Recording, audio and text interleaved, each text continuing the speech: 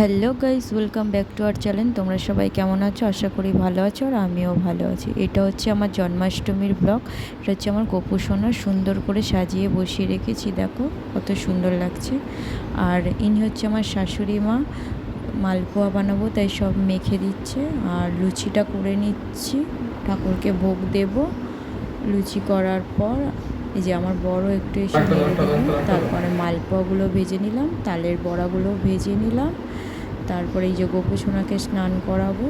এই যে আমি একটু শাড়িটা চেঞ্জ করে নিয়েছি, এবারে গোপু সোনাকে স্নান করানো হচ্ছে। গোপু সোনাকে স্নান করাতে যা যা লাগে সব দিয়ে স্নান করে নিচ্ছি ভালো করে।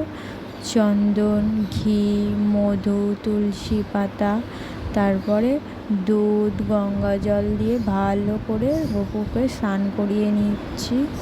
দেখো এখন দুধ জ্বালছি, দুধ দিয়ে স্নান করাচ্ছি।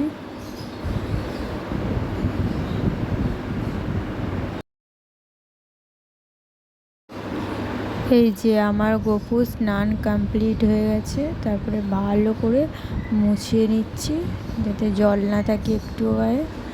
আর এই বিয়ের পর আমার এই ফার্স্ট টাইম গোপাল পুজো করা, আর এই গোপালটা আমার শাশুড়ি মা দিয়েছিল। আর গোপালকে স্নান করাতে একটু দেরি হয়ে যাচ্ছিল বলে আমার শাশুড়ি মা বলছে ওর তো ঠান্ডা লেগে যাবে, তাড়াতাড়ি স্নান করা। আর দেখো কত সুন্দর লাগছে আমার গোপালকে। দেখো সবাই আমার গোপুকে কেমন লাগছে, সাজিয়ে বসিয়ে দিয়েছি, সুন্দর লাগছে। ভোগও দিয়ে দিয়েছি, আর আমি পুজোও করে নিচ্ছি। আমার পুজো কমপ্লিট হয়ে গেছে, এবারে সবাইকে প্রসাদ দেব। আমার শাশুড়ি মা সবাইকে প্রসাদ দিয়ে দেবে। এই যে আমার শাশুড়ি মা সবাইকে প্রসাদ দিয়ে দিচ্ছে। আজকে ভিডিও এইটুকু। সবাই ভালো থাকবেন, সুস্থ থাকবেন, টাটা।